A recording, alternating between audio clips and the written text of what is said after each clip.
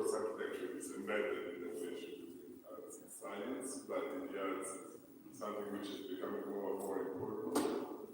The Maxxi was involved in this program with a program called Repairing the Present, which has produced interesting and absolutely important artworks and reflections and ideas and considerations. All this is within this larger, I would say, movement, with larger approach to reality we are developing in these years with partners like Francesca, like Niklas,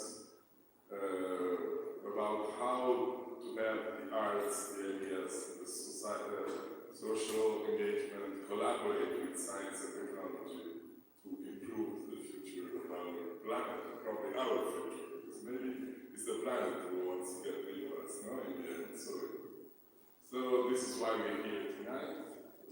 In this first event we discussed a book that was just published by Niklas Maak, issued by Francesca Bria. Niklas is architecture critic, a thinker, an activist in many ways, connected to all our activities, to all our way of working in this field, and it's been particularly active in these last 2-3 years in this field with the European powwows, with all this, and we met, we kind of meet here and there around Europe in events that try to promote a new approach to architecture, a new approach to the design of cities, of the world.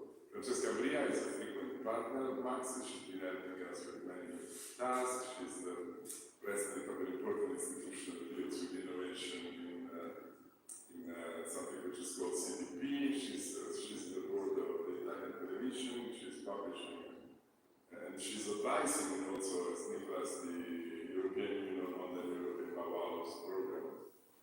For this and for many other reasons, we have like an ongoing conversation with them. We always learn a lot by talking to them. And Francesca contributed to Niklas' book, which I kind of read because I received it not many quarter of hours ago, but I kind of got what it is about. It's about a very specific phenomenon. It starts from a very specific phenomenon, which are the data center.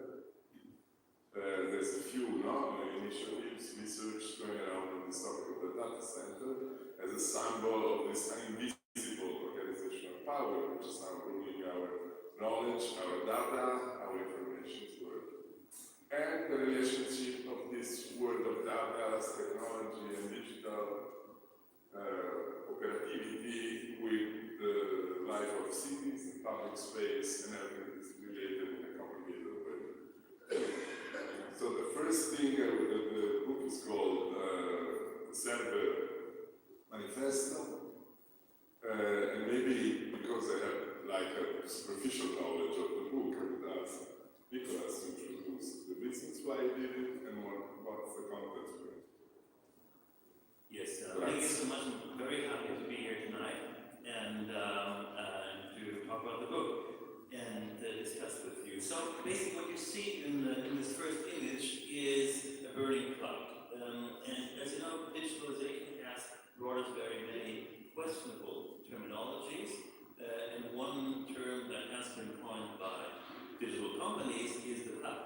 But if you ask yourself, the cloud, where your data is stored, what is it? It turns out that it is a building. And this image shows an incident in France where the biggest hosting provider, OVH, was destroyed by a fire. And two of the server farms that you see here burned down, and with them 3.6 million websites crashed, including those of banks and news channels and state portals. And it turned out that with the server farm burning down, also the data had vanished. So it was not mirrored somewhere else. And whereas this idea of the cloud just makes you think that your data is stored in a heavenly celestial space forever and makes has no impact on the environment. Actually, where the data is stored, the cloud is the building. And it's the biggest building technology of our time. This thing is not working. Can we have the next slide?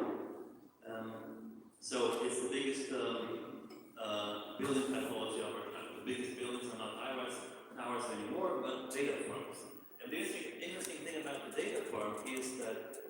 it's at the same time immensely big. It stores all our SMS, our photos, our communication, personal information, it's all in these buildings. So it's like the brain of our time.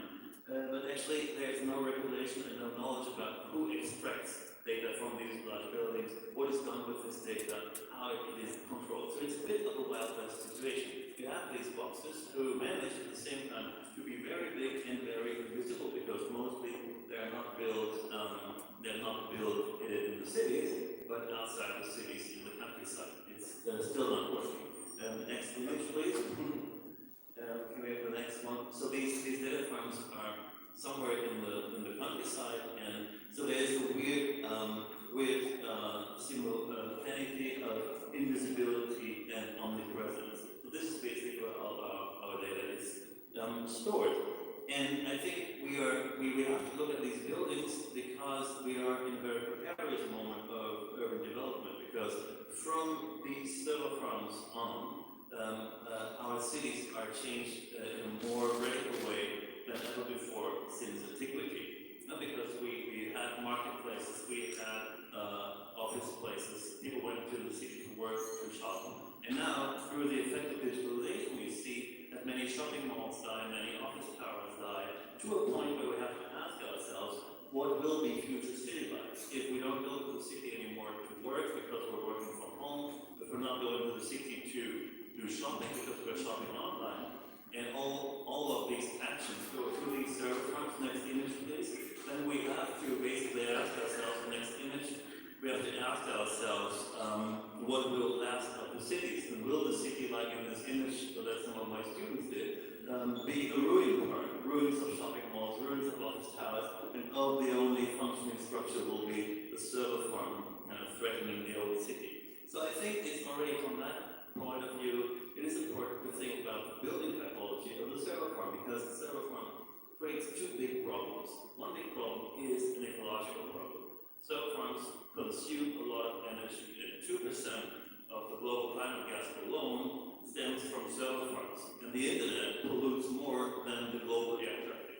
So this is a big problem. Of course, companies don't want us to think about that. Whenever we send an email, we like something, we stream a movie, that's some process happens in a server farm and creates pollution.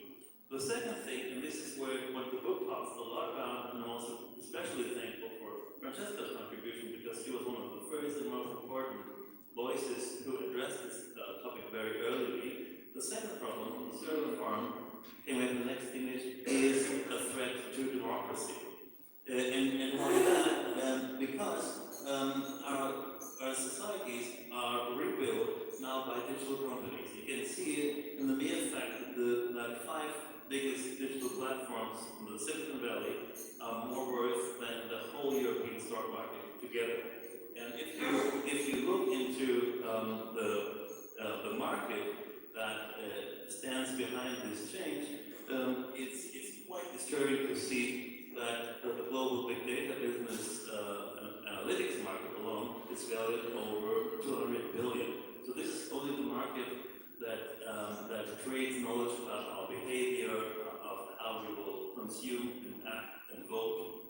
So this market is valued at 200 billion. So many companies want to extract data from our daily lives. And this data is stored in server farms, and then it is harvested and turned into products like, for example, this iWatch that constantly puts you in a state of fear. It's always telling you, you almost had a heart attack, you have to practice more, you have to share your data. And behind this idea of making people afraid based on their own data is that medicine and health digital market is a giant thing. There's already now 318,000 health apps available in the market today, and the global market value of products that can privatize and digitalize healthcare, to turn from a state-run thing to a privatized business, is estimated at well over $500 billion. So there's a huge interest to turn what the state offered to the people into basically a private commodity that you have to pay for in digital societies. And all of these changes are happening in server farms and through server farms. So what we said, can we have the next image? Sorry that this is not working, it's a bit annoying. So this whole change happens in server farms. This is another example. If you buy a car today, the car is monitoring you constantly with cameras and is checking your eye movements, the movements of your hands, and then an algorithm somewhere in the server farm analyzes your behavior in the car and then tells you you're tired, attention assist pause. If you don't make a pause and you're involved in an accident, then the police can tell you the car told you, the algorithm told you that you were tired. Why did you continue to drive? So there is a reversal of proof in the terms of visualization that leads to the fact that we have to justify our behavior in front of machines and algorithms. And so the question was, as this is happening in server farms and from server farms, how can you regulate and make it transparent and make people understand what happens in the server farm, how we can use data not to aggravate the situation in making companies earn more and have people have less rights. And so this was basically the inspiration for the book. And with the next slide, I think there were hopeful signs of resistance to what's happening with digitalization. This is a demonstration by British students whose degrees have been downgraded by an algorithm because the algorithm came to the conclusion that these students were rated much better than the students in the year before, and the algorithm thinks this can't be because students can't become this brilliant all of a sudden. It's quite interesting that Silicon Valley has produced two narratives, or California has produced two narratives. One is the Hollywood narrative, which is you can make it good, you can become a better person, you can overcome all the obstacles, and the Silicon Valley narrative, despite claiming that we make the world a better place, is basically downgrading humans to what they always have been. So it's kind of repressive. The consolidation of status quo through data analysis. Next image. And I think, especially when we talk about architecture, there is an intrinsic link between what's happening in server farms and how companies exploit our personal data and city planning. This was an example from Toronto, where Google's urbanistic firm, Sidewalk Labs, wanted to build a smart city fully in wood, where people would basically pay with their data and get all these services from Google companies. So healthcare was replaced by a Google company, transportation was replaced by a Google company, and even security was replaced by Google companies. So you would basically give up your self-determination and in exchange get digital products by one firm. Luckily, people resisted it and the project was cancelled, but even this illumination is a pretty depressive idea of what cities could become in the future. You only see people going around with bicycles, doing nothing or looking at art. That's the two things you can do in a digital city, and not much more. And of course, this is a problem. Next image. So we quickly run through this. This book explores the history of the server farm, which is a history that starts with a state engagement, with a state saying we want to push forward digitalization to the benefit of the people. Next image. So there's a long history in Eastern countries here, like in East Germany, with a data farm that should create a form of progress. Next image. Next image. Even beautiful mosaics showing how communist life could look if digitalization is put to the benefit of the people. Of course, it's a questionable image if you see the reality of communism. Next image, but still that was the aspiration. Next image. And at the same time in Chile, there was this very interesting project, Cybersyn, a very early attempt to run a country through real-time exchange of data about factories and people. Next one. And there was a breakdown at a certain point that led to the fact that all the digital harvesting was given over to private companies. And I think that is a big problem, that these private companies make so much money with our data that could be used, and Francesca has shown it in Barcelona, how it could be used if you put the data collection to the benefit of the people, not to the benefit of companies, but this is a long way to get there. So if you look at the server farm design today, they go from invisibility to expressions of power. So they become, as data farms are already what high-rise towers were in the capitalist age, they're becoming now these symbols of power. They look like the World Trade Center. This is the server farm in Holland. Next one. They look like, next image, please. Next image. They look like pyramids. Next one. They look like this Seagram building with zeros and ones on the facade to decorate this vertical server farm in Shanghai. Next one.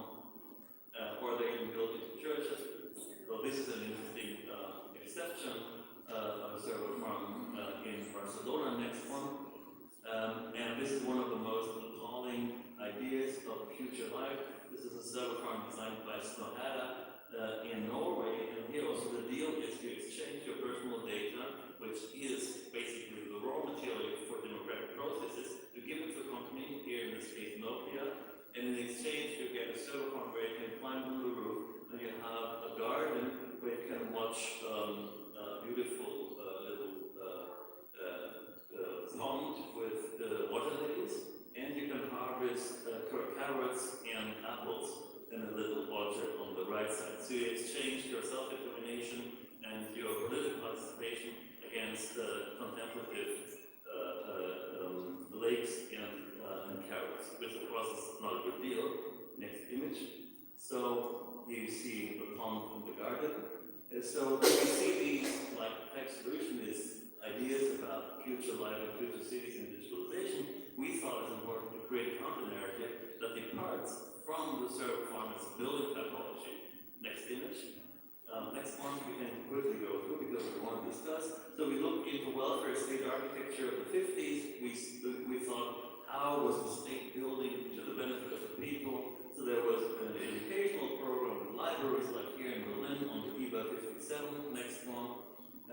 There are beautiful examples of public pools like here, Magdalena Rocha in Sao Paulo, and we said, couldn't we think about a server farm that becomes a space of education of people, where people could go and finally understand how digitalization works, what the chances and the abuses and the dangers of digitalization are, and can that become a public space, a new form of public space? Next one.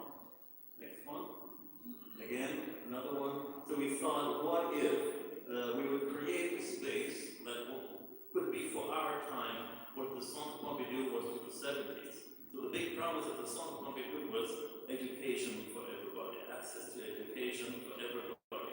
And now we think that we are at a point where access to digitalization and knowledge about how digitalization works and how it could work if it's not left over to some companies could work is very important. So next one. The students who also are co-designers of this little book thought about utopian or very realistic ideas of creating a server farm in a public space with a giant pool and a center of study of digital self-determination and a theater and a place where you could actually see the stored data and understand that this data is our collective product that we produce, the most valuable thing of our time collectively, and then ask ourselves, how can we use that data and how can we put this data to the benefit of the people? I think, just to conclude, the main problem with digitalization today is that neither politicians,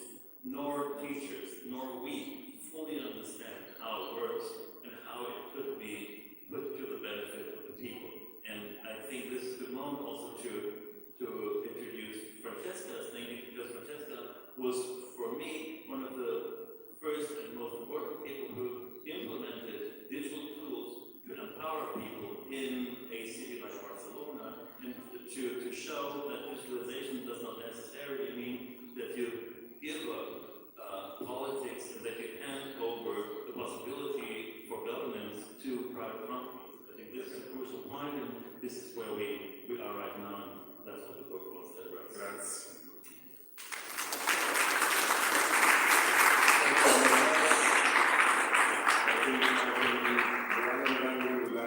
This is what we want to do with the Grandi Maxxi. It means digital culture and public place and public life.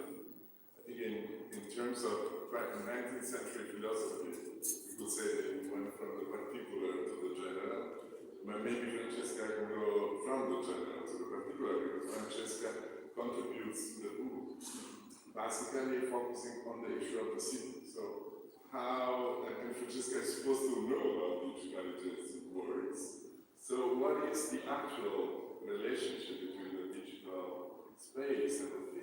ways, and what should be changed in this relation? Well, it's not this question, but we can say. Very much. Good evening, everyone. Can you hear me? Yes. Okay. Maybe I should start where our conversation started, which I think is two main. No. Okay. Yes. Thank you. Right. We started from two main points, I think. The first one is why this is not visible and why people don't really care about it. Because, let's say it, I mean, you said this is a fundamental political issue of our time. This is one of the biggest, architectural monuments of our time. It pollutes, it concentrates power, it is hidden somehow, and it has an absolute impact on how we shape future institutions, critical infrastructures, conventions, and norms. So why this is not in everyone's mind? This was the first conversation we had. And I think even at that point, I tried to make the parallelism with the climate movement. And I said, well, it took us a long time, and that's the reason why we are so late and we are so beyond the 1.5 degrees. But, the awareness of the environmental movement, first there were a few people, there is the birth of the political dream parties, and scientists were telling us, the world is burning a long time ago. And then all of a sudden, now we have young people in the street, which is telling us this is the fundamental battle of our future. Why this is not happening with the digital, and why we don't really care about who owns our data and who is shaping the future institutions of society. So since this is a big question, and we think there is a level where power is actually hidden, because if you look at the evaluation in the stock market evaluation, the big tech companies that own this infrastructure and own the data, they are not even, they are the market today. So the first 10 companies on the stock exchange, they are big tech. They used to be oil, they used to be pharma, today they are big tech. And the global evaluation is around $10 trillion. So the power and the concentration of wealth is so big, and there is also a question of subjectivity formation, that we use these tools and we are embedded in our relationship with technology so deeply that we don't see what's shaping us. Yes, it's almost like the elephant in the room, and we can't even express, we can't talk about it, and definitely we can't put out a program for democratization of technology and data, which I think for me is a fundamental question of the future. So the reason why I get to the second point, which is what's the role of public space, why cities, and then Niklas says what's the role of architecture. For me, the role of cities was the way to make this visible to people and tell people this is not really about privacy only, this is not really about data, this is not about 5G, this is not about blockchain, this is not about privacy. This is about, do you care about the future of affordable housing? Do you care about the future of labor and your rights in the platform economy? Do you care about CO2 emission in cities and who is providing these services in order to tackle CO2 emissions? And people were like, yes. do you care about sustainable transportation? So I had, in cities I realized that data becomes very close to what happens, so we're very close to actually the questions around the welfare state. And the question about how this has an impact in your life. Because all of a sudden, this very abstract thing about data and its monetization and its financial value, it's about, well, yes, of course we want to have affordable housing, clean air, sustainable mobility, and we want to fight CO2 emissions. Well, right. Then we have to govern democratically the critical infrastructures of our time. And this idea here, it's like, how do we make it visible and reclaim the super privatized factories of our times, which are these data parks, into the public space, into the city, and couple this with the town hall, with where decision-making happens, where democracy happens, and where people should be part of debating and deciding about the fundamental questions of the future. And so this is the idea of the Saint Pompidou of the digital age. And of course, and then, we started to work on the new European Bauhaus, and then we met Rankulas, and it was like, well, I've been thinking about this issue for ages. And so this is just it's a little utopia. Yes, it is. Because actually, it's not so easy to reclaim that power back. We know that, because basically, I think, as I said, and maybe then here is the conversation, cities can do a lot to make this visible for people and maybe mobilize people around those questions. But then at the same time, we know that these big, gigantic, big tech companies, they work, their power, even the concentration of wealth, is many nation states together. It goes beyond the capacity of cities and of nation states. And it's not by chance that today we talk about the new Cold War between the US and China.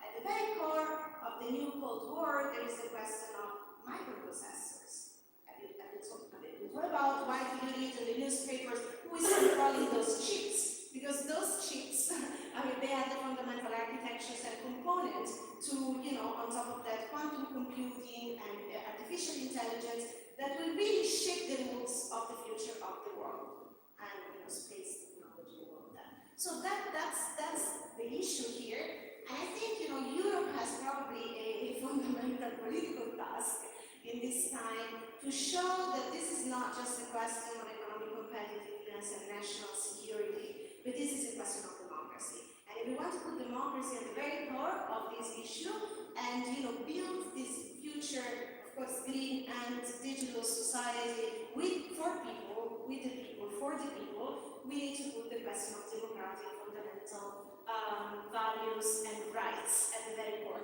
And we can only do it if it is accountable. So if we reclaim it back only from very handful of big multinational companies into the public space, and let me just end. This goes from the microprocessors to the server farms, the cloud, the quantum, all of these big words. But today we have proof. I just wanted to write an editorial about this because we have Elon Musk that just bought Twitter, right? And so we think, okay, what is Twitter? Just the social media. And why do we care that the most, the richest person in the world, which by the way now is owning the satellite and the cars, and now the big tech companies are entering, of course, in healthcare, in cities, in education. It's the platform economy. Why do we care that this man is manipulating also with his own idea and this kind of fundamentalism in his view about free speech? He's all of a sudden manipulating the mind, the collective mind, and the democratic process of European citizens. But we should care, because this is going to be very important and an underlying, very important infrastructure for building our democratic life. And I think, and that's why my work at the European Commission for many years has been, we have to have technological sovereignty, and now it seems it's a sovereignist idea reclaimed by the right wing. I don't like that, because we have to be able, technological sovereignty is saying people should be able to direct the direction, and we should be able to indicate the direction of technological change. It's not enough to make it faster. We want to see for what, where we are going, and this is a political question. Grazie.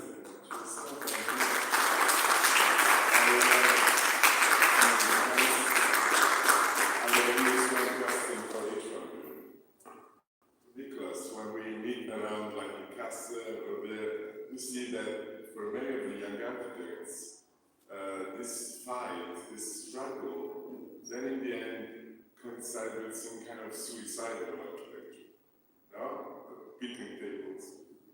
Whereas in your book, you think you still have trust. So you still have trust in architecture, you still design with utopias. So what the real role of architecture can be in this game, in this conversation?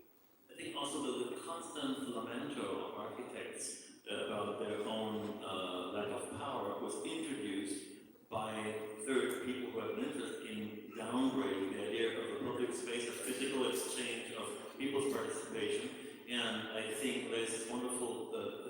example that through a connection of local governments in this network of rebellious cities, you could also tackle international platforms. That's something that I learned from Francesca, is that basically, of course, you can say, how can a city like Barcelona fight the power of Airbnb or Uber? They can't. But if they align with the mayor of Toronto, the mayor of Orlando, the mayor of other cities, you create critical mass of people, which is too big to ignore. So local governments, beyond national borders, beyond countries, can exert power and pressure. And I think this is a hopeful thing. And then the question is how you translate that into a spatial program that enables people to participate in democracy and that empowers people to take back the power over political decisions. And I think that digitalization in the hands of the people in the server farm project would be an idea to say we give physically that data to the people go to the place where their data is stored and where they can decide if their behavior data will be given away or not. And so it's about developing these typologies. So when we talk about here as a prototype, I think many young architects have fantastic ideas how to integrate it in the urban fabric and to mix a classic idea of the physical space where you would meet and debate and demonstrate with possibilities of worldwide connection of interest through digital tools. So I think that's a very hopeful moment for architects. I think there is absolutely no crisis of architecture. There's only a crisis if the architect limits himself or herself to decorating the new buildings of power for these companies, instead of developing an architecture that is driven by the state and supported by the state. So I think politicians and architects together can create that space. So we also have to fight this some kind of attempt to distract architecture from this conversation. I have a difficult question for you. I mean, when we discuss, I mean, there's so many issues, but one is important. When we talk about climate, we see that the fight for a more conscious attitude to climate can happen on the streets. Right? It's people blocking the roads, people throwing tomatoes on our paintings, we hope not. When it comes to the digital fight, I mean, can the digital fight be, the digital movement, the digital struggle can be played with the same traditional tools, so the rally on the street, the occupation, the strike, or do the new generation have to find a new public space, a new immaterial public space to run this fight? Yeah, thanks for the question. I guess that there are different levels to respond to your question, but I want to put it at the level of hacking, only playing, only doing small action. This has been happening all the time. I mean, we know since the beginning. Actually, we could say since the beginning of the internet. Although the internet was a project with massive public investment on one side, the national security state on the other side, and it was always actually a national security program. At the end, it was shaped by hackers, by thinkers, like bricoleurs, by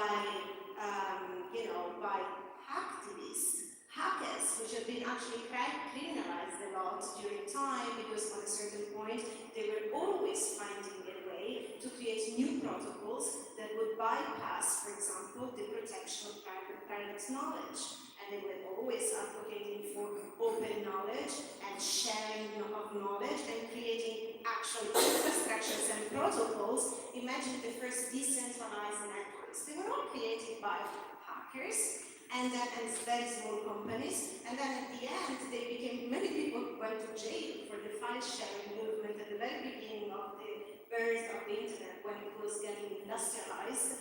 And today, we know that certain practices have been criminalized, while, for example, I'm actually pretty old in this space, I have to admit, and I've always advocated, but actually these people are not criminals at all, and they are the next generation public services. They are like the new libraries. So the new libraries shouldn't be like gated communities.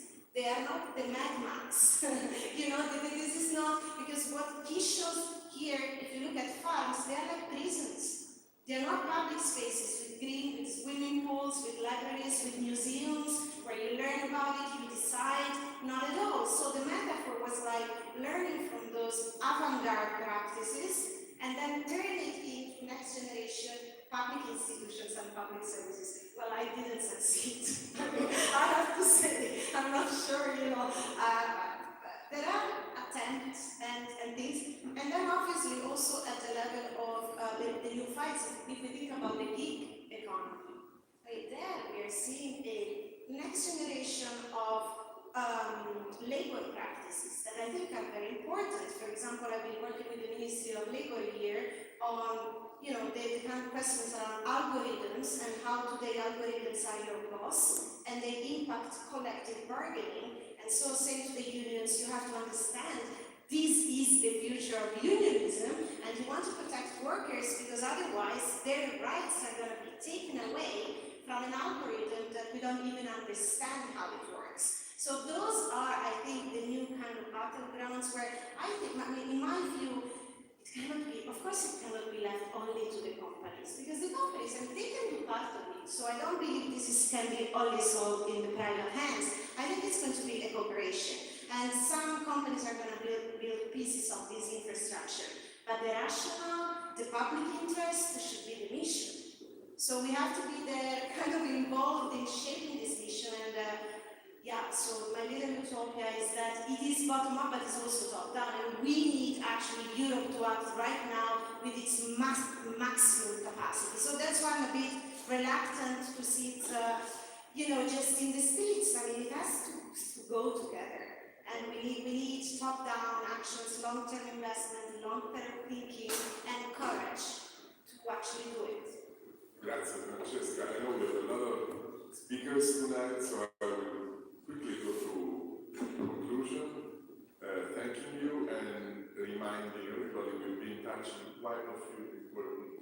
I mean, first of all, we had a little attempt, maybe not so little attempt, to redefine the concept of utopia in a time where the relationship between architecture and society is very different from those times where utopia was like the word we use so frequently, so this is very important. We are talking about the difference between visible and non-visible. So what it means to fight the visible power in the palazzo, the trends, what it means to fight an invisible power. We used to fight the invisible power in masses. So how do you recreate this relationship between the opponent and the power when we don't have the same notion of masses we had in the 20th century?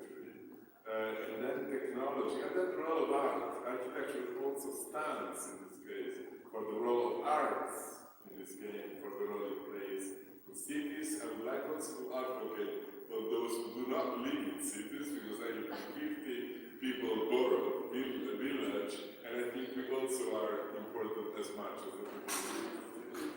We don't want to be forgotten, especially today that we have another earthquake.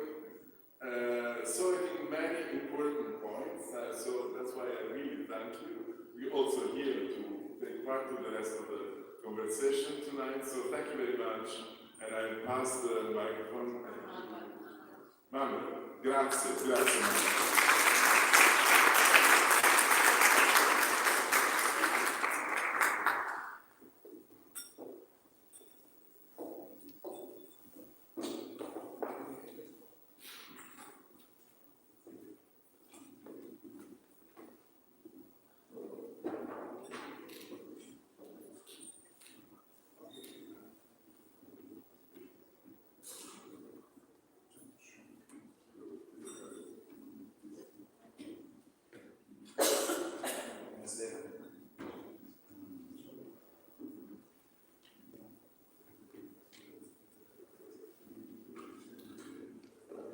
Buonasera a tutti e a tutte, e come una sessione recente per il monolinguismo, giusto per parlare italiano male un po',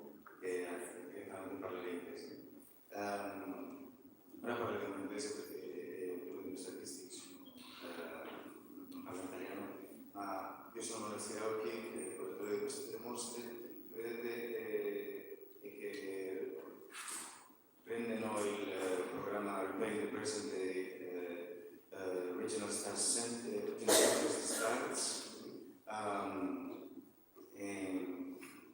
cambio inglese così capire. It would be really fascinating to delve into what was previously said.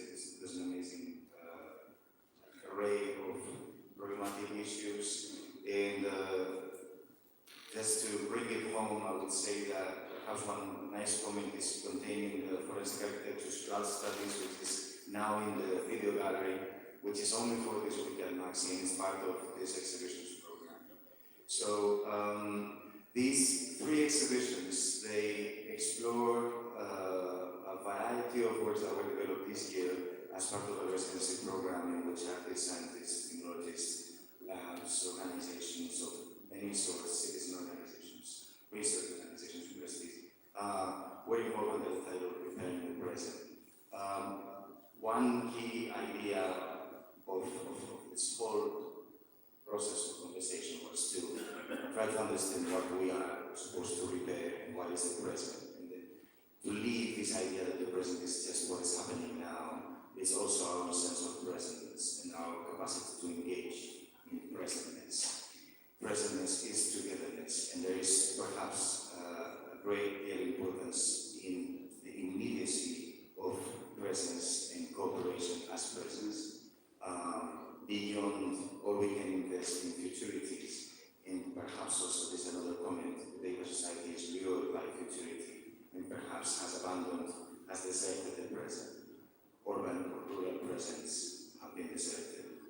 These exhibitions are attempts to connect again with multiple aspects of presentness. The idea of this panel was to bring one artist from each of these exhibitions. This being said, the exhibitions are not exclusive to groups of artists because some of them are in various of the shows. Just to give you an example, perhaps I have to ask for the next slide if the little thingy is not working. So this is more or less the way it's structured.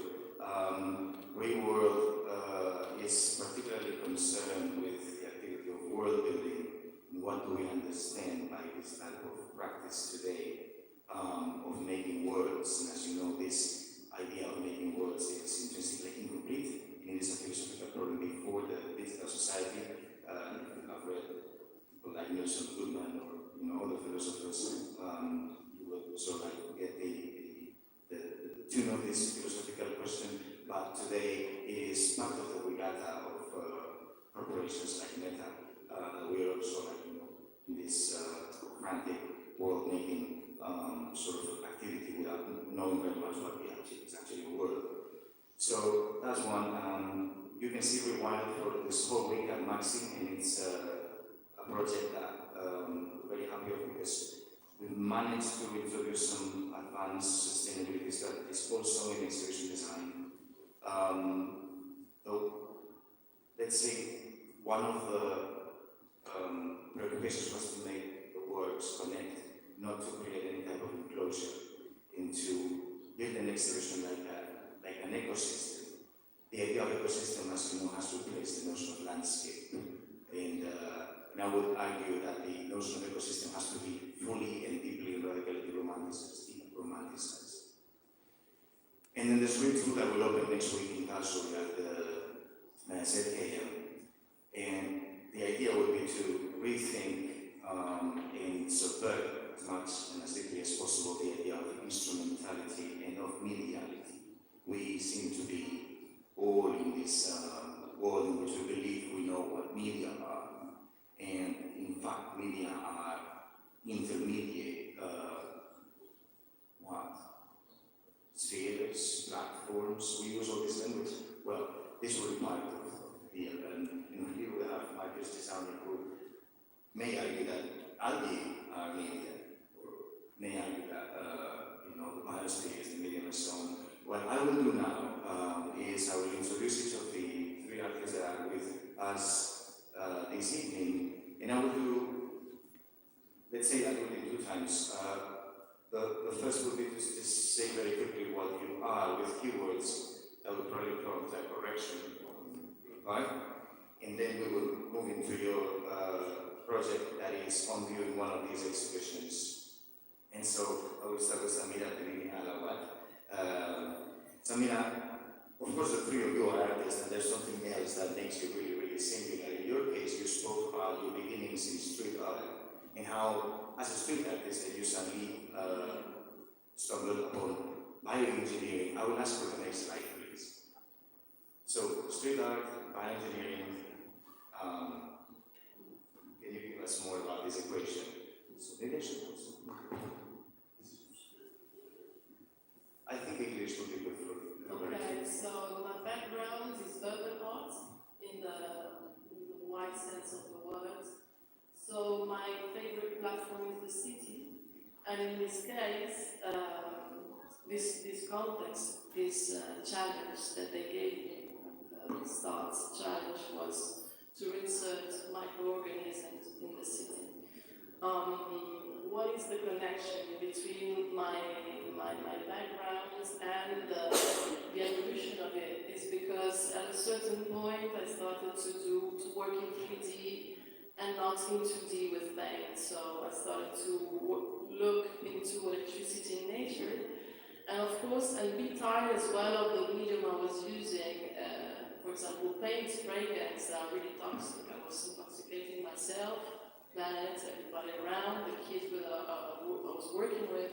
So I started to use like recycled paint and to build my own tools. So I'm into DIY and making and building my own tools and of course working about mechanization. I was looking into as well automation through like electricity. And I was like, why should I use electricity, normal electricity, and not to use alternative sources of electricity as in nature? So my first, the installation I did before this one was about always an earth battery system, but with metals.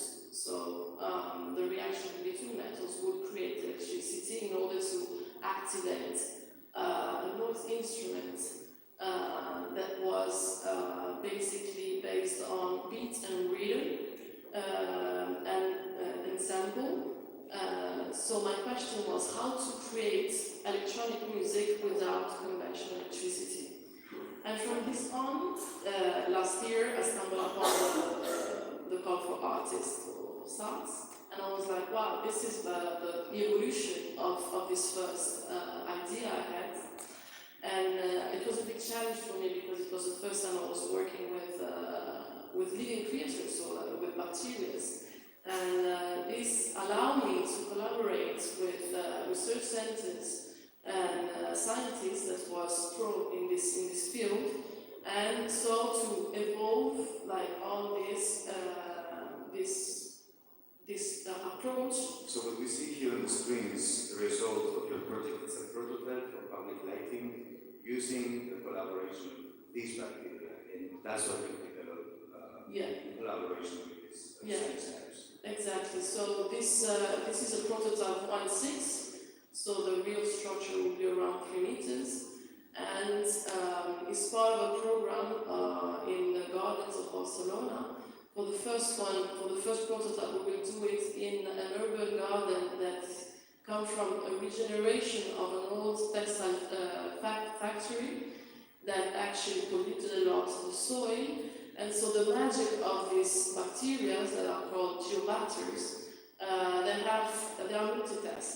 So they decontaminate pollutants as heavy metals, uranium, plutonium, or like kind of oils, nitrates, pesticides, and kind of this kind of bad things. And while they metabolize these components, they create electricity.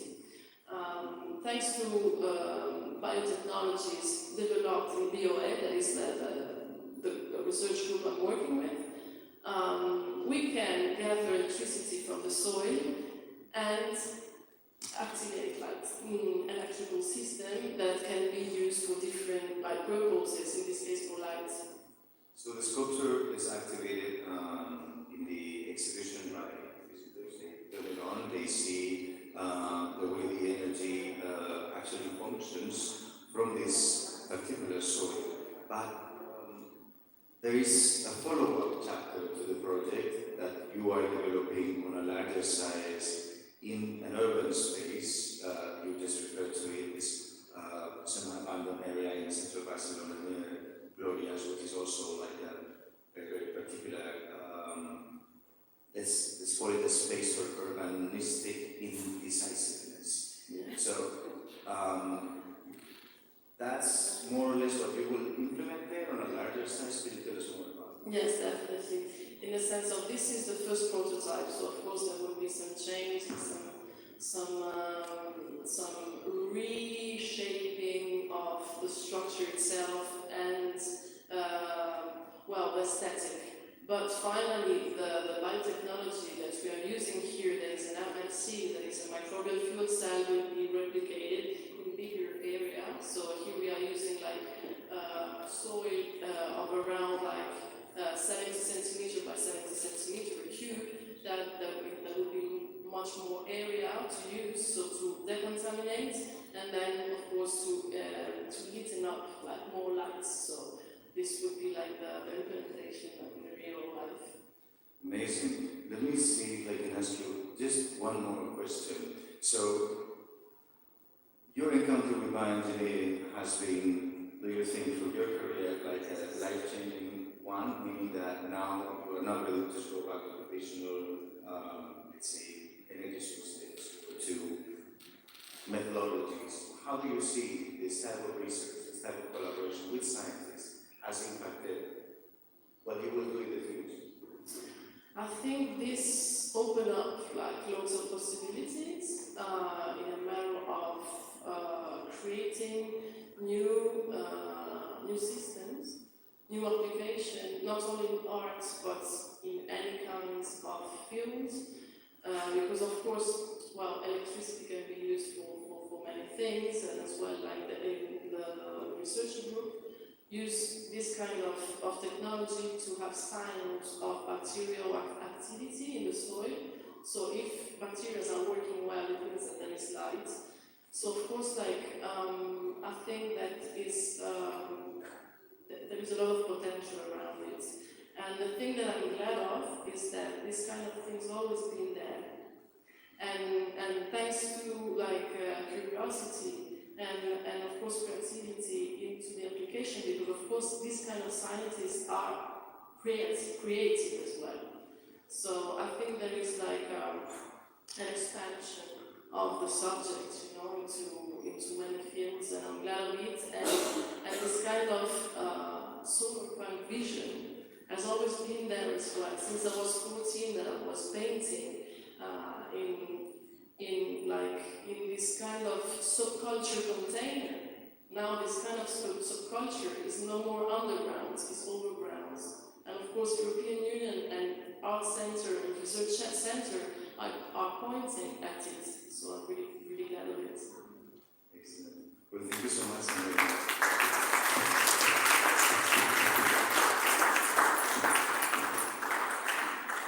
Now that you spoke about this soil being always occupied, always already occupied by these entities, and what you have described in your presentation of your work as communities of microorganisms, we can think of cities as organizational models that are perhaps simplistic and poor. We should learn from what's underground, but turning to my left and to Adriana Knuf, there is also, and to connect with the previous discussion, there is a whole operation which is no less militaristic, extractive, phallogocentric, and racist in outer space. There are urban terraforming projects that are bringing a lot of terror already to where there's not even yet a mind perhaps to feel it. But the words that I would like to bring out to approach your practice in general as a way to get to your project, Adriana, are outer space and xenologists, and how have you, let's say, defined the path that you wanted to take as an artist, also in your own evolution, your own becoming, and space for queer and trans people as outer space.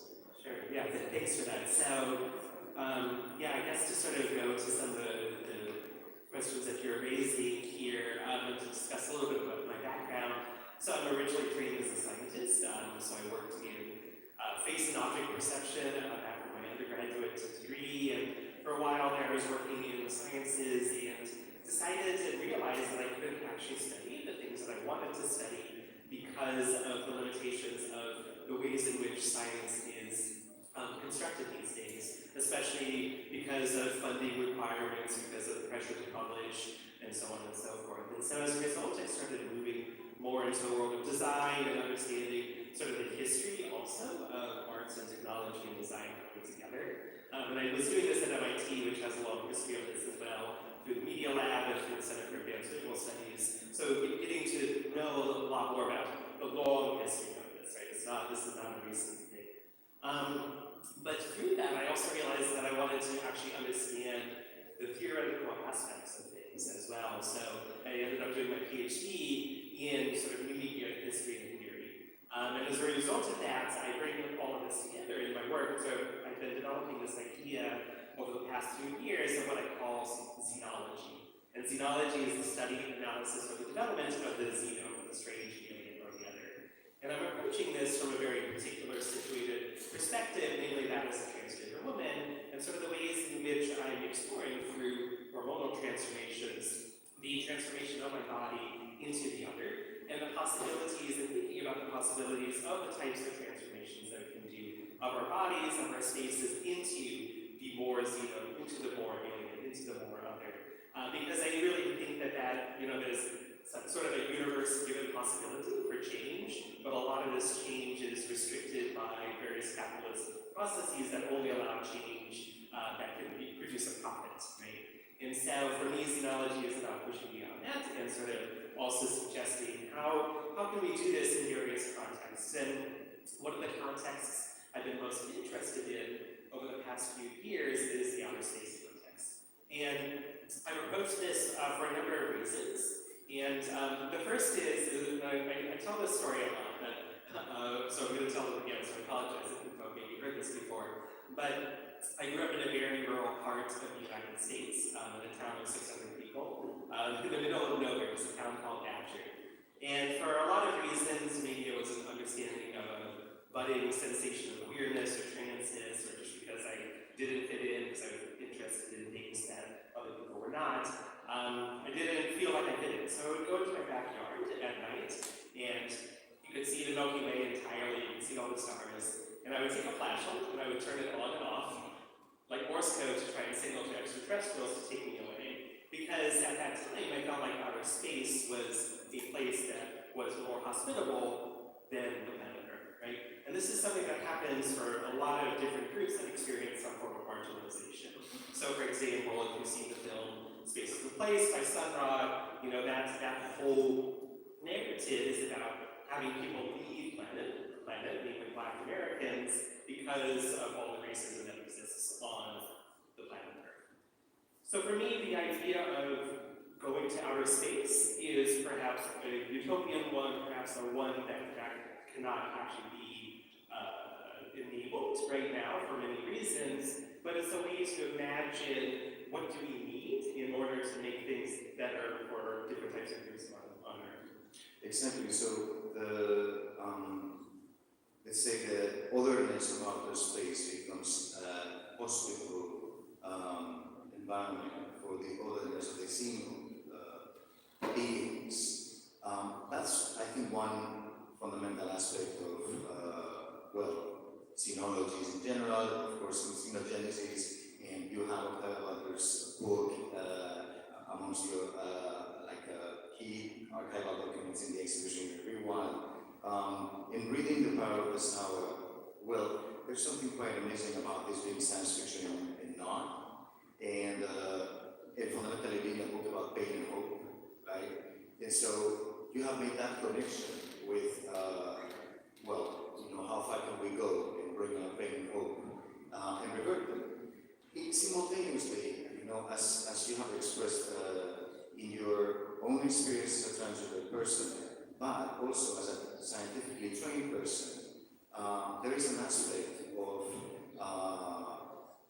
being embodying that xenology that it's incredibly close, and this is one of the most striking things for me in terms of like conservatism or neo-fascist attitudes in science. Like this is actually one very, very rich field of research.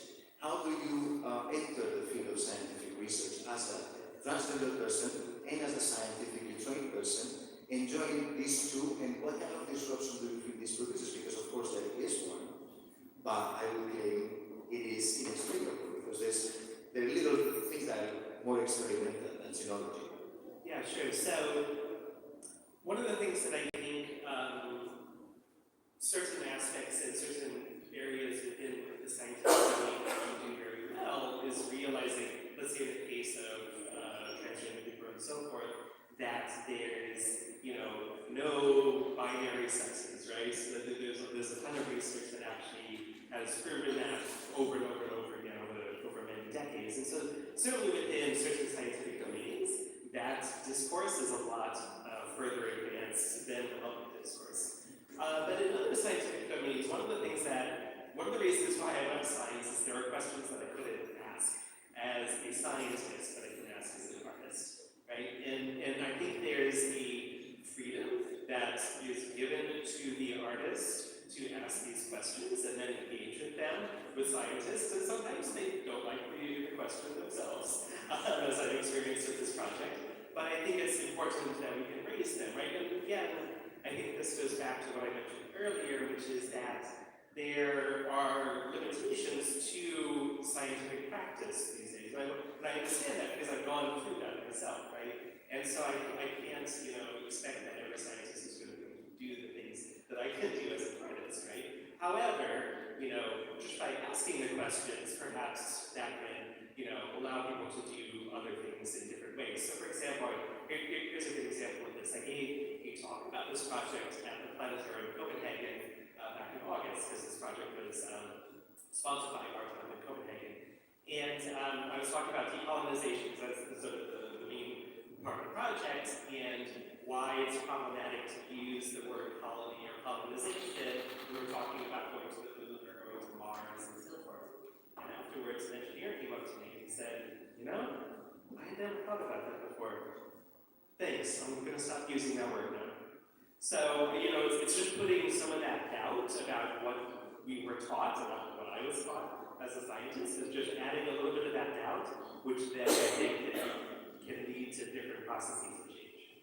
In fact, I believe it was one of the working titles of your project that we see here also in a model stage, not like what we see in the extra maxi titles.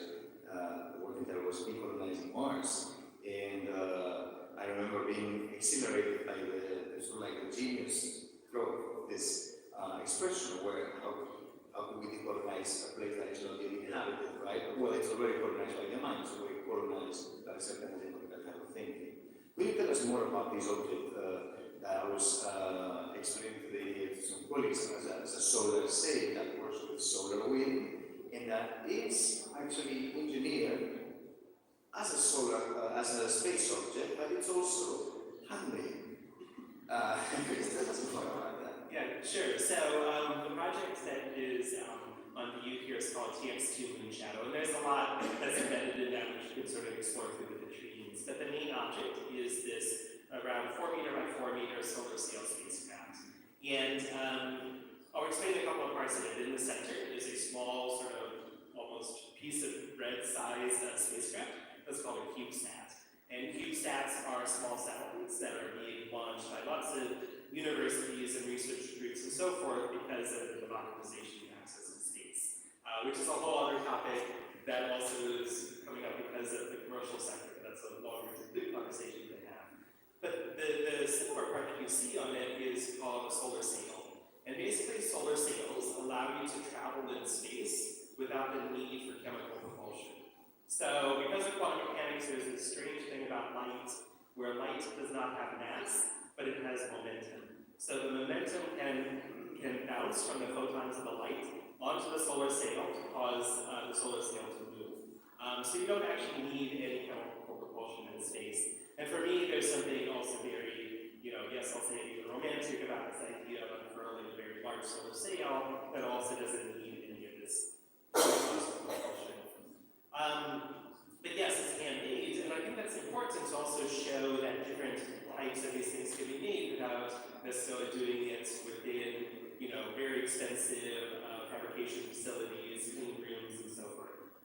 The prototype right now is not going to go to space. If it were, we would need some of these things, perhaps. But at least as a prototype, the idea through this project was to show that it's actually possible to reorient our space activities to something very different than what they are right now. Thank you, Adriana. And we will move on.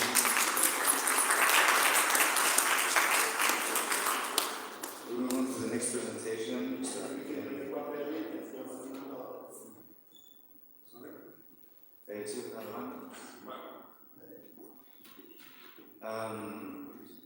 So we will continue speaking about the elements, and our first speaker this evening is Marcus. Marcus, I would start also with some keywords. When you speak about your practice, you say you're based in Linz, Graz, and the biosphere. So you choose like a real, let's say, location on the map, but then you choose a non-location, which is an element. And then you, when one goes on reading what you do, you speak about the number of elements and dimensions of hydrology, volcanology, or whatever is the field that you want to enter as an artist research. And so it seems that this idea of the elements has constituted your practice. Your last book that I wrote, just for the purpose of doing this, for Water Ice, it's a beautiful book of conversations about recent projects you've done. And it also has these three elements as drivers of your research.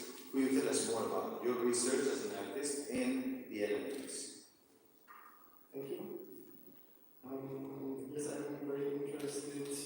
Let's start on the other side. I trained as an architect and started 10 years ago to work as an artist. My works are mostly dealing with a public space or context of nature and so on. And I'm very interested in this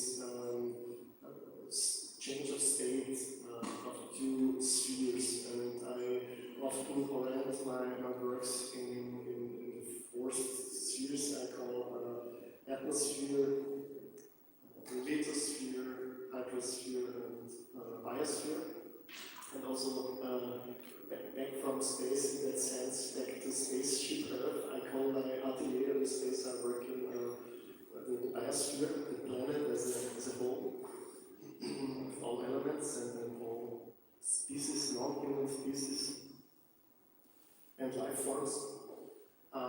So basically I try also to visualize scientific knowledge in a kind of way that it is getting accessible in space.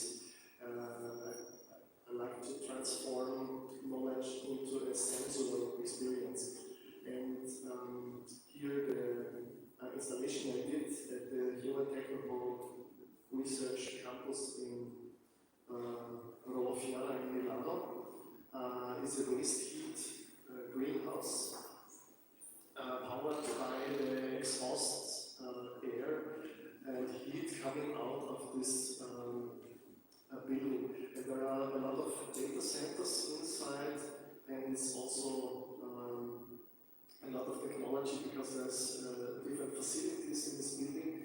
And in this existing balcony structure, there was close a space possible to close to create. It's a very hermetic space inside. The scientists working inside, with this very sterile environments, and they're working on microalgae. So basically, they are searching that group behind that facade you see here. They are searching on the human lungs, on the respiratory system, and they are working on microalgae because it's a very similar behavior than some cells in the human cells.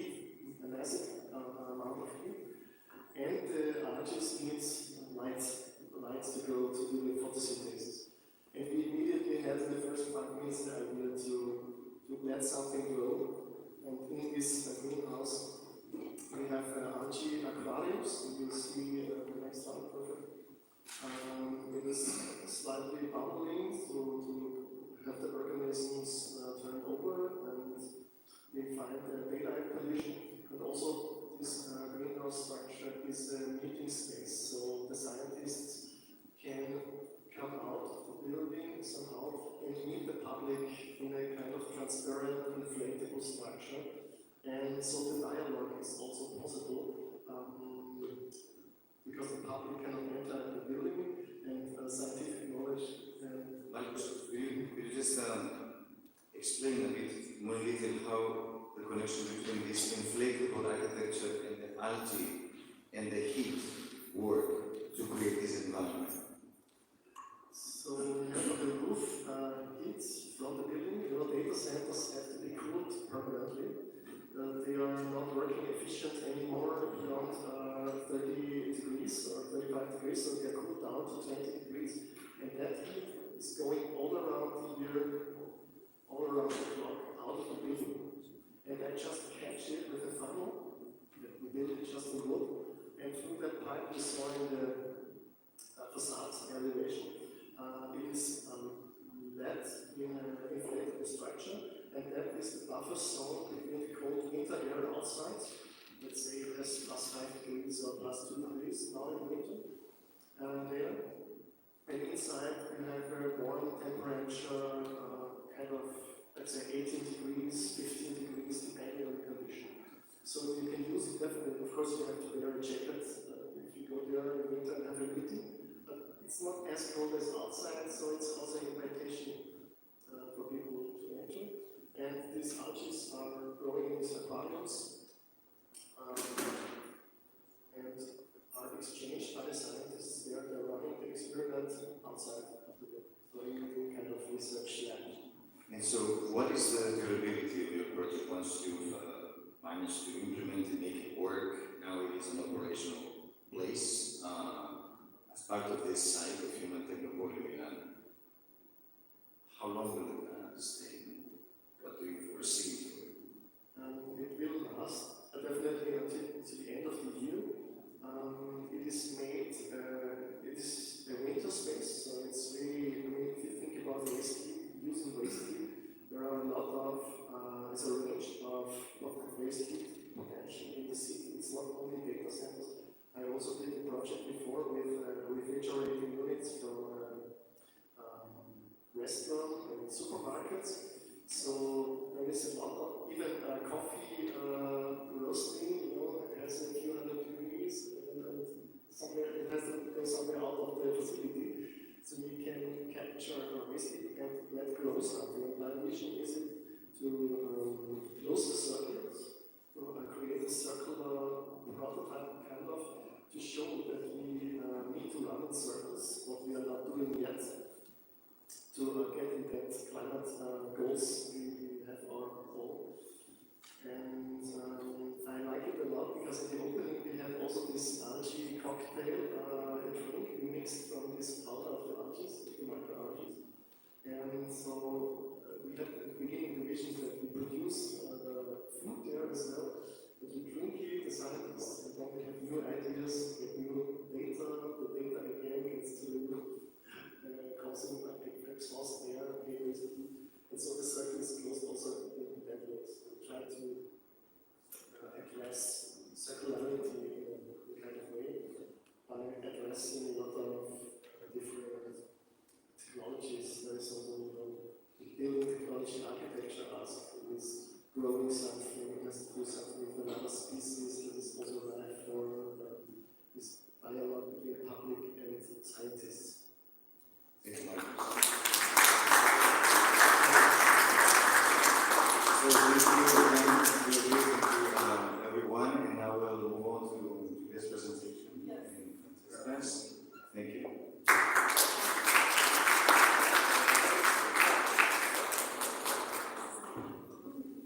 Okay, so thanks for surviving this marathon. I think this is the last, and we're very happy to moderate this panel. So on my right, Giovanna Melagri, thanks for hosting us. The president of Maxxi here, so you all know her. And I have Giulia Foskel, so she's an architect and artist, and she's the founder of Una, an architecture studio focused on cultural project, and the arte Unless, which is a non-profit agency for environmental change. Celia Valdo, she's an astrophysicist, chief diversity officer of the European Space Agency, and she's the curator of the current Triennale Unknown Unknowns. So I want to give you time because I'm very happy to have two fantastic women in the panel, and then Giovanni Melandi will do the closing of this panel, that are pushing the boundaries, I think, of what's possible in this dialogue between arts, science, and ecology. But let me challenge you a little bit, instead starting on what's happening now, so a little bit on the news. So we are running this meeting now during the COP27 in Egypt, which is the biggest, as you know, UN climate event. And there is a challenging time where we are faced with a growing energy crisis, the war in Ukraine, that has fueled energy, food price with wider inflation crisis. We have record greenhouse gas concentration and increasing extreme weather events. So COP27 in this climate needs to deliver on some fundamental issues.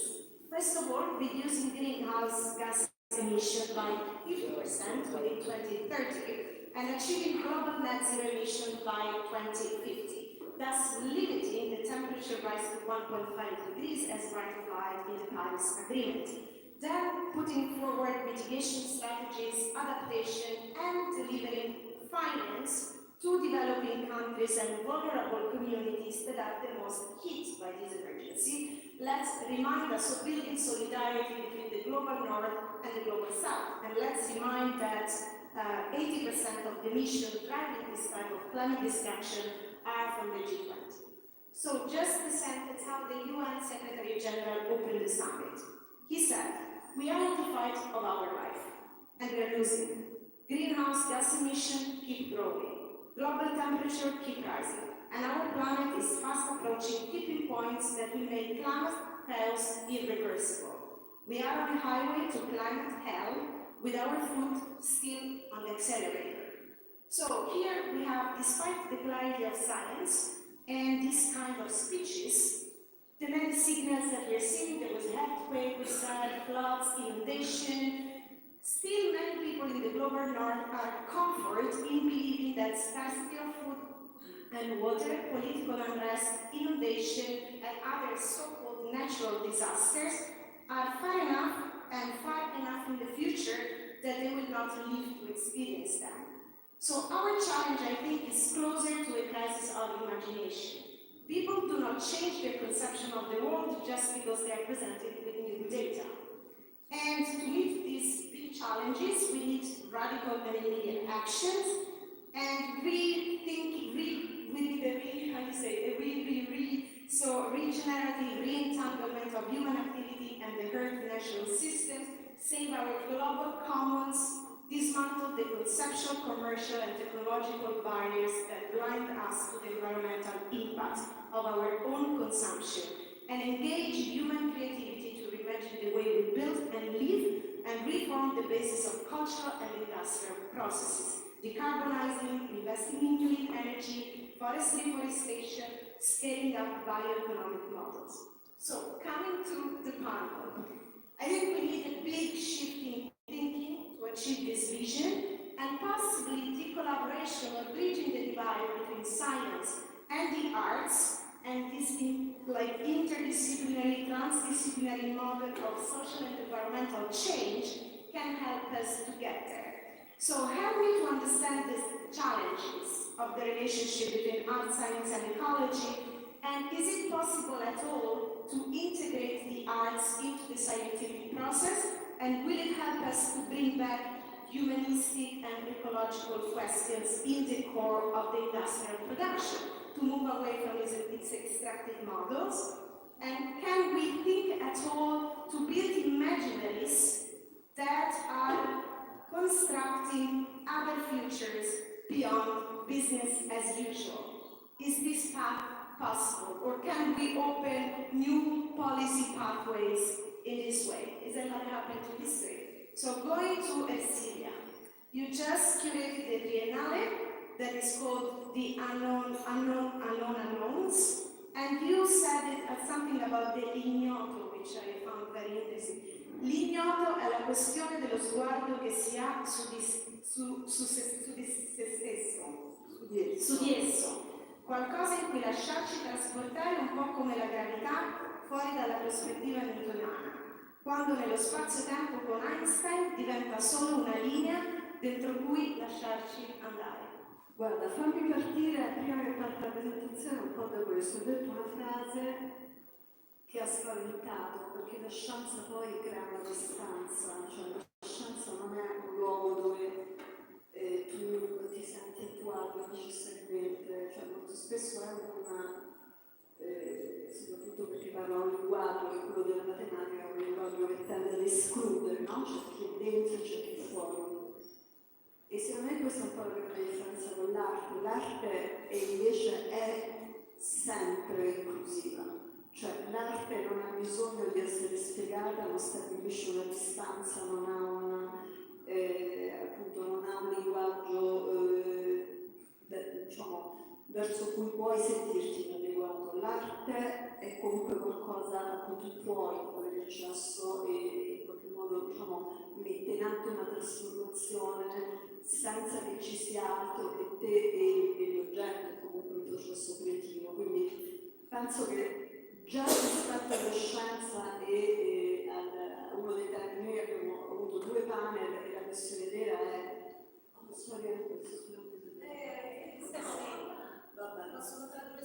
cioè la questione è non ci preoccupiamo di quanto appunto i dati possono in qualche modo cambiare, non ci preoccupiamo perché cioè, fondamentalmente la questione è ma di cosa ci preoccupiamo? In un mondo di grandissime disuguaglianze, pretendere che ci occupiamo tutti nello stesso modo delle stesse cose è anche complesso. Cioè è ovvio che le urgenze sono delle urgenze che devono essere mediate secondo quello che comunque è il breve termine o il lungo termine per ognuno.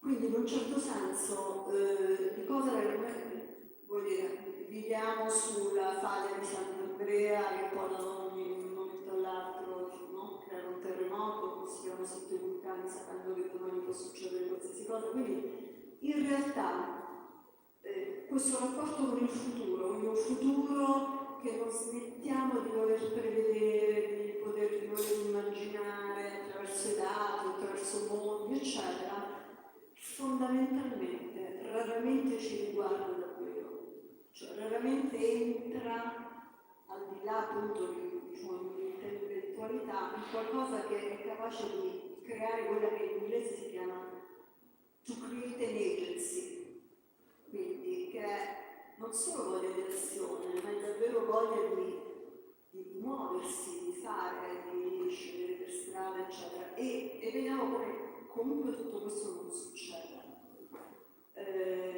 E la scienza è una risposta, diciamo, comunque questo siamo usciti da un periodo dove diciamo, la scienza è tornata un po' al centro, grazie a Dio, con la pandemia, quindi una scienza che da un lato dà soluzioni rapide, la mascherina, cosa fare, e dall'altro anche deve imparare, però è indispensabile, una scienza indispensabile. Rispetto agli altri temi, insomma, voglio semplicemente dire questo, che uno dei motivi per cui non c'è, secondo me, questa azione collettiva che dovrebbe creare un'agency è perché non c'è fiducia, non c'è un rapporto di fiducia. Per poterla affrontare insieme queste cose, per poterle risolvere, bisogna affidarsi, bisogna credere che non ci sia un freeriding. E cos'è che il freeriding dell'ambiente, dell'environment, del climate change? Non lo faccio io, basta che lo fa lui. Quindi questo comportamento di freeriding che ci portiamo dentro in modo naturale è qualcosa che comunque emerge quando poi in qualche modo un futuro collettivo richiede anche dei sacrifici, richiede delle scelte quotidiane, eccetera. Quindi come andare oltre questo freeriding? L'altra questione è appunto una questione di non avere una consapevolezza di una finitudine e di un tempo e quindi di un futuro. Io adesso ho preparato delle slide che in realtà hanno pochissimo a vedere con la discussione, però in qualche modo diciamo, ormai le mostro perché diciamo, toccano l'elemento del futuro. nella triennale abbiamo voluto parlare della non annuncio, quindi ciò che non sappiamo di non sapere, e quindi in che modo noi fondamentalmente non sappiamo pochissimo, dell'universo conosciamo il 5%, conosciamo gli oceani molto meno di Marte, abbiamo un pianeta all'interno del nostro pianeta e dicevo prima, per fortuna non li conosciamo, perché conoscere a volte vuol dire appunto invadere, vuol dire arrivare su un altro pianeta e in qualche modo colonizzarlo, abitarlo, insomma, o cambiare un equilibrio. E quindi quello che non sappiamo è preponderante, quello che non sappiamo è schiacciante. E il tema dell'esibizione è stata quella di creare, mettere insieme in qualche modo scienza, arte, progettazione e design, dove però il tema dello sconosciuto è soprattutto non è più un antagonista, ma è un attivatore in qualche modo di creatività. Anche per una questione, noi parliamo spesso di progresso come in modo antagonista, no? Quindi un buio e una luce che gradualmente si illumina. Il progresso come qualcosa che va avanti. Siamo stati sulla Luna 52 anni fa, spero che il lunedì riusciremo a tornarci, però insomma non è una freccia per forza il progresso. E questo senso di un progresso che non è necessariamente incrementale e che quindi non devi neanche mai dare per scontato, nella prossima è il modo in cui comincia l'esibizione originale, fatto da questo quadro del 1609 che è stato dipinto da un artista tedesco, Adam Elsheimer, nel 1609, era la Roma del Caravaggio, ed era l'anno in cui comunque Galileo cominciava a giocare con i telescopi, diciamo, non aveva ancora pubblicato niente. In questa straordinaria fuga d'Egitto, quindi questa notte di luna piena con questi punti luce straordinari, per la prima volta nella storia dell'arte compare in un quadro della grandezza del Fogio 4, la Via Lattea. Pochissimo dopo Adam Elsheimer morì, lo trovarono appunto nella sua camera d'albergo, questo quadro straordinario, il che comunque sta già a dimostrare di quanto esiste una sensibilità legata all'osservare, prendere il tempo di guardare cose che non facciamo più, cioè il fermarsi, il guardarsi intorno e sentire anche un'appartenenza a qualcosa di più grande di noi, che comunque ci prescinde ma ci contiene. Ora, perché parlo della Via Lattea anche in un sistema di progresso? Perché fino a 100 anni fa noi eravamo convinti che la Via Lattea fosse tutto l'universo. Tutto ciò che esisteva era all'interno di quel profilo familiare. Dalla California Hubble si intestardisce e capisce che invece c'è Andromeda, che era un'altra galassia. E l'universo si popola, ma parliamo di 100 anni fa, la triennale stava per essere inaugurata, quindi immaginiamo la rivoluzione che è successa in questi 100 anni. E oggi appunto sappiamo, questa è stata la prima immagine del James Webb Space Telescope, sappiamo che siamo una tra 200 miliardi di galassie. Ora abbiamo parlato di un progresso che è, diciamo, antagonista in avanti, ma l'universo si espande, addirittura espandendosi accelera. E ci sarà un giorno in cui saremo talmente lontani da tutte le galassie che la luce non farà in tempo di arrivare e avremo un cielo, le stelle sono un privilegio di vivere in questo momento storico. In un futuro remoto il cielo sarà totalmente buio e anche col telescopio più potente del mondo questo assoluto buio e noi un'isola di luce all'interno di questo buio probabilmente torneremo a credere che la Via Lattea è tutto l'universo. Quindi il mistero può anche fare un giro e tornare indietro, non siamo in un mondo che va sempre avanti. E questa è una cosa che comunque già questa consapevolezza del non costruire, non stare sempre sulle spalle di giganti, ma che tutto vada preservato e che appunto insomma, anche il mistero è qualcosa che va preservato. Rimango su questa foto e questa foto abbiamo, è una delle foto, cioè, nello spazio più si guarda lontano in distanza più si guarda dietro nel tempo. In questa foto c'è la galassia più antica mai esistita, quindi parliamo di andare fino a 13,4 miliardi di anni fa, quindi strati di tempo in una sola foto. generazioni di galassie sulla foto. Quindi comunque un'appartenenza, ripeto, che dei brividi, no? Pensando comunque che siamo tutti polvere di stelle, che l'acqua in questo bicchiere è stata fatta di idrogeno nato nei primi 3 minuti dopo il Big Bang, e noi siamo qua una materia che a un certo punto è diventata coscienza.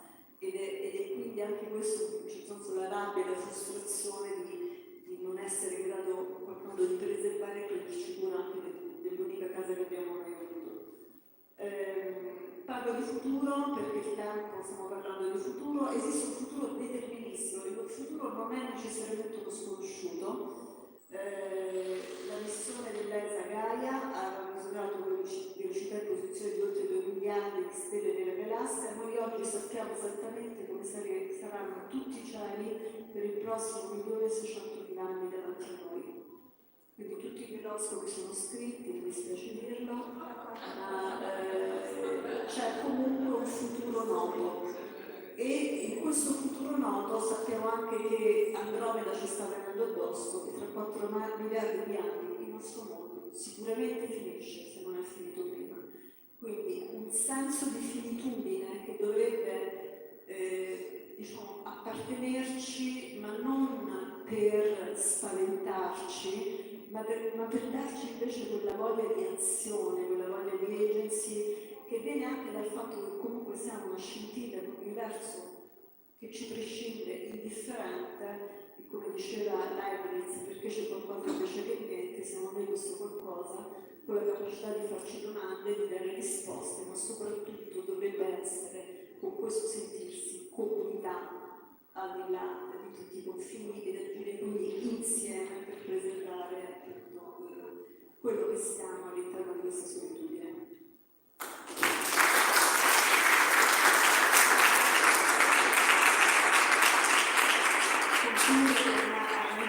Perché solo lo scienziato e il vero poeta ci dà luna, ci promette le stelle e ci farà un nuovo universo se sarà il caso, ma non so se sarà possibile davvero.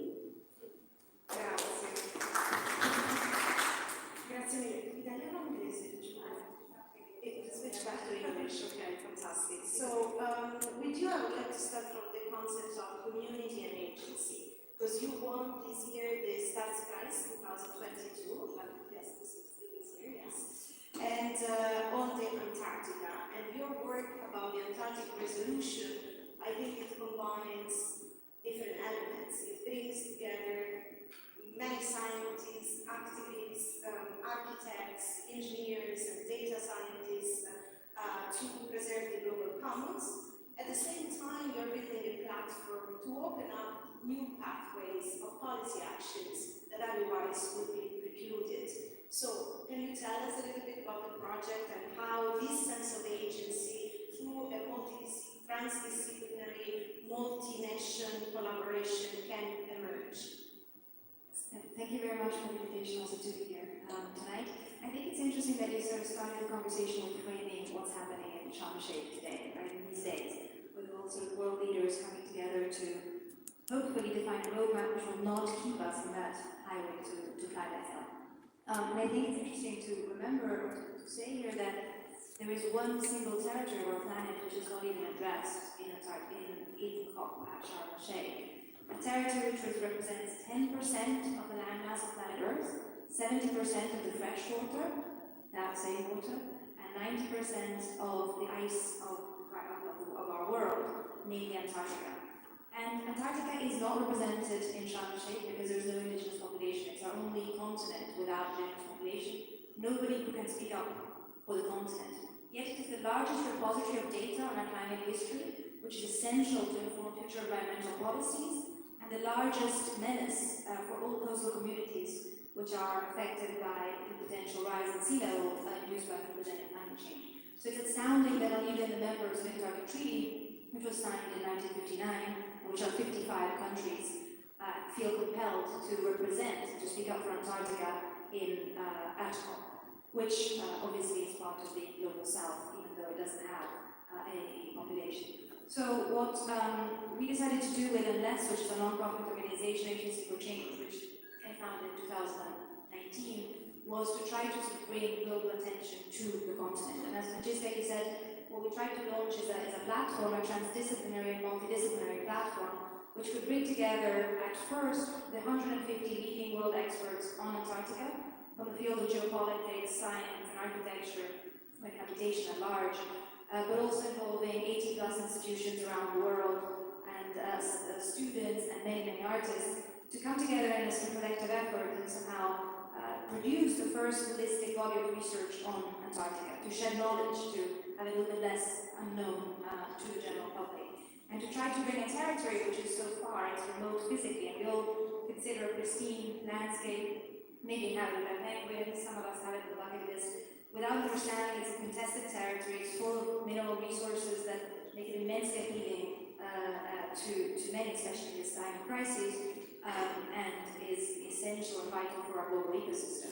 So with Unless, and with this project of Unless, which culminated partly in this publication, which I'm holding here, slightly less practical than Niklas's, on Antarctica, but also in a number of exhibitions which we were lucky to present worldwide. Really, we realized that the power, as you said, of the arts and the sort of collaboration between arts, science, and technology to become, to be able to sort of catalyze global attention, disseminate knowledge, and call for action is really important. And we have some examples of collaboration with artists, some of whom actually exhibited here in the past at the Maxxi, such as Carlo Scarpa, who did incredible photographs documenting the thinning of the Antarctic during a NASA mission. But also inviting artists such as Francesca Bria Modera, who also exhibited here, who's an Italian sculptor, to collaborate with David Vaughan, who is the lead, or was the lead, head of the British Antarctic Survey in the UK, and responsible for the Thwaites Collaboration Glacier project, which is an international project which studies the most unstable glacier of Antarctica, most often known as the Doomsday Glacier, which alone could increase the sea level rise by 3 meters. And together, they were given a brief that of trying to recreate the sound of the Antarctic ice sheet breaking in the continent. A sound that I was lucky to witness when I went to Antarctica, and which I wanted to reproduce on occasion of the Biennale because presenting it alongside knowledge, I thought it was important to really use the power that the arts have to really call for action and speak to the public in a very different way. So what they produced is actually a wonderful large-scale installation, which is 5 meters by 3 by 2, to give you an idea of the proportion of steel, which was inflated and deflated with air, which, and through this deformation, a sort of thundering soundscape was produced, which really tried to bring the notion and the understanding that today there are 200 Olympian swimming pools per minute of water are melting and thinning in the Antarctic. We seem to launch the largest migration ever witnessed by society and by humanity at large. In parallel to that, and that's partly what you see running behind me in this short video, we have decided to somehow launch a process of Antarctic data democratization. It will be interesting to go hear more on the conversation we had with Niklas on the server farm and on the importance of data also for the public value of data for democracy. And it is interesting again to think that Antarctica, being the largest planetary archive we have, offers data which is crucial, data such as the neutrino. There's an incredible neutrino particle similar to the one presented in Unknown Unknowns in Antarctica, but also it allows paleoclimatologists, for example, to study very small air bubbles which are captured in ice since millions of years, which allow to trace the trend of CO2 emissions and temperature in the past 800,000 years. Understanding that the levels that we're witnessing today are unprecedented, and that hopefully can inform those mathematical models we need to understand which policies to implement. So this could lead obviously to a propagation or to a reflection of whether one should indeed imagine a data center for Antarctica, also as a testament to the importance of data, also to fight climate change on the one hand, and the importance of the global commons within the global ecosystem, which I would agree would need to be in a public space and maybe in Europe to build on the European Bauhaus legacy. But also what we try to do is to launch a sort of Antarctic platform, open access platform on one hand to allow all the content produced for publication and some collective effort to converge in a singular platform, but more importantly to build upon it and to allow to foster more collaboration in and around Antarctica. And we believe this is interesting also to be able to share some of the best practice of building on the continent. I'm an architect, as you mentioned earlier, and particularly interested to understand how could we also reduce our contaminating footprint on the continent, which at the moment is aggravated mainly by two factors. The first being that there's a proliferation of stations, which is due to the fact that there is an innate sort of value in Antarctica through the resources that are under its subsoil, which hydrocarbons are plentiful. And there is a risk which is induced by the revision of the Madrid Protocol, which is the Protocol for Environmental Protection of the Continent, which bans to-date extraction of the continent, which is dangerously up for revision in 2048, which is around the corner. And that possibility could sort of destabilize the whole governance of Antarctica and the Antarctic Treaty, and somehow refuel the nationalistic ambitions, which are somehow even sort of latent and frozen national agendas. So it is paramount important, in my opinion, to try to tackle our presence in the continent and understand whether we can do it in a way where we can optimize science, enhance scientific collaboration, rather than our architecture enabling somehow geopolitical ambition. And this platform aims to try to advocate for some of these agendas and at the same time be able to, again, collect best practices to understand how we could also build more sustainably on the continent, rather than how we're doing it today, which is a completely unnormed geography with a complete absence of building standards, unlike any other of the continents we're living in today.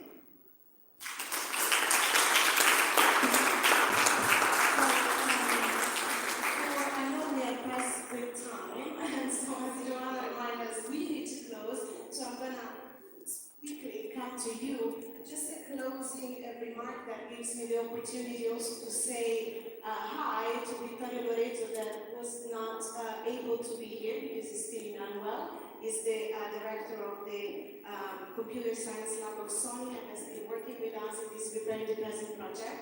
And Vittorio, I'm sure he would have said something like, well, the boundaries of knowledge, which is this conversation we had before, but also like, it's already happening that scientists and artists are working together and they understand how to dive into the problems and where the boundaries are, but it's policymakers and decision makers that are not part of this conversation. So I may blame Vittorio here, and I would say it is so important also the projects you are doing, because it shows that actually there are different alternative futures and political paths that we can take if also when we decide collectively is happening with this multidisciplinary, transdisciplinary understanding and mixing different perspectives and languages. So thank you again for this conversation, and I pass on to Giovanna for her reflections about this closing remarks. Well, these are not going to be rightfully closing remarks.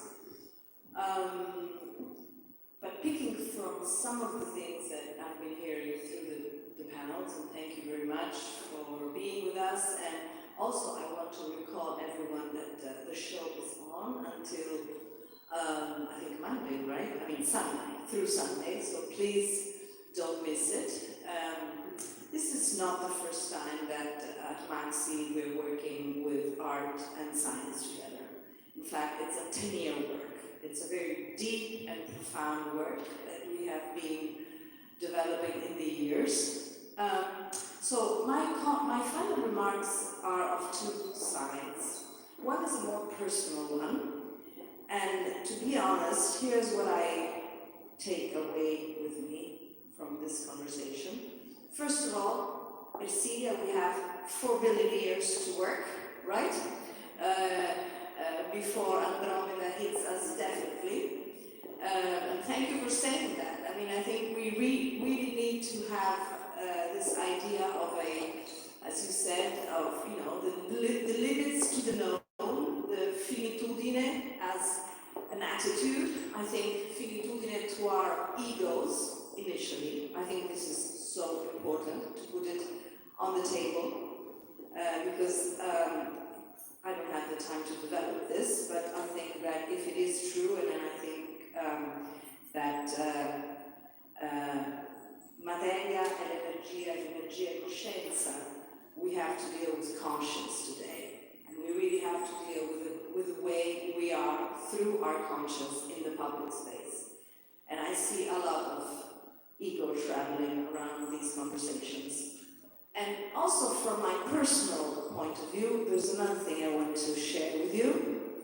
I am, an old lady, and I witnessed in 1992 the initiation of the whole negotiation for COP. I was at Rio. I was, in fact, heading the environmental delegation of Rio in 92. So it's 30 years, and I want to go back to Francesca's concept before in the conversation on the book, when she was saying that I don't understand why it took us so much to address the climate issue, and maybe it's taking us a lot to address the data issue, just putting it this way.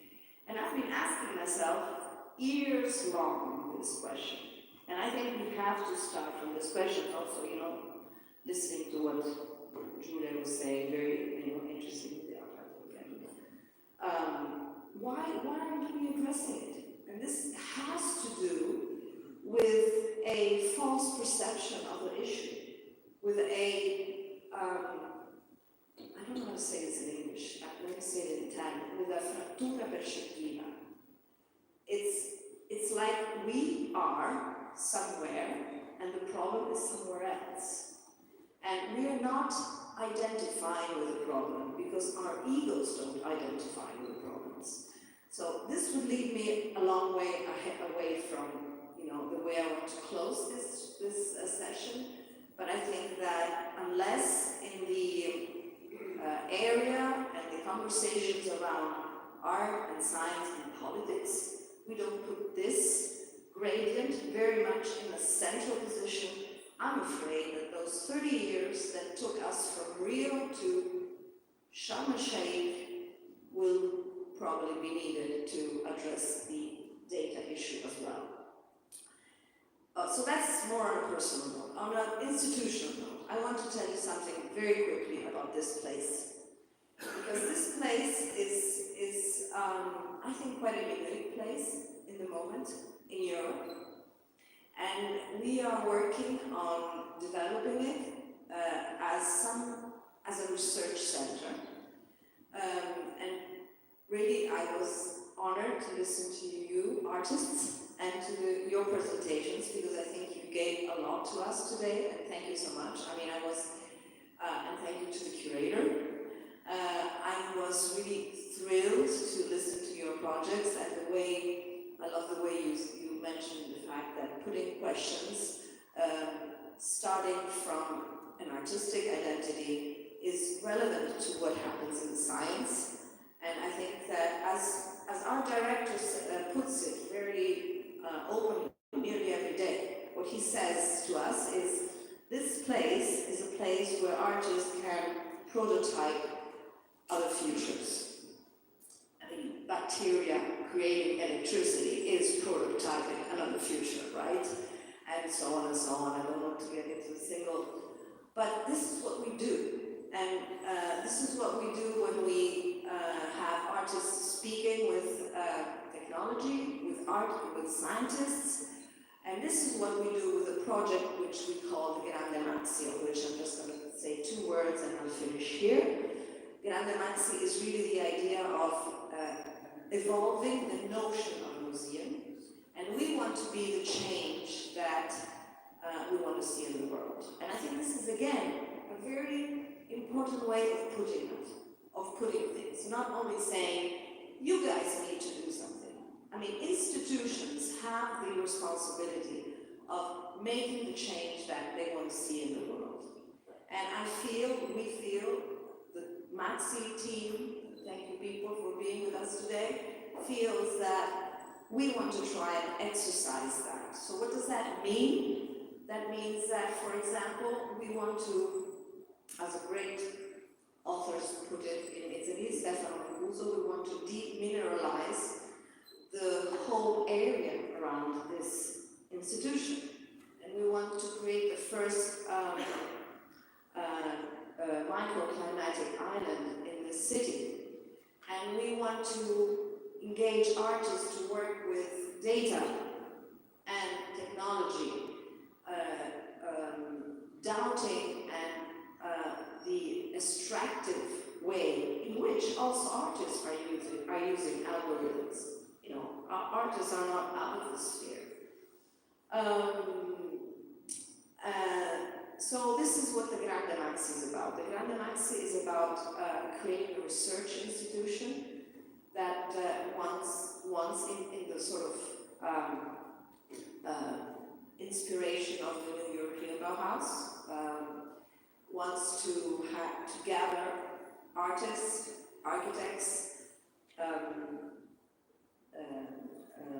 information engineers, urbanists, ecologists, to work together for regeneration projects in the city, in this country, and in Europe. So this is what we really want to do. But making sure that this action and this proactivity of an institution that is a museum reaches the ground, reaches projects. And so we want to do it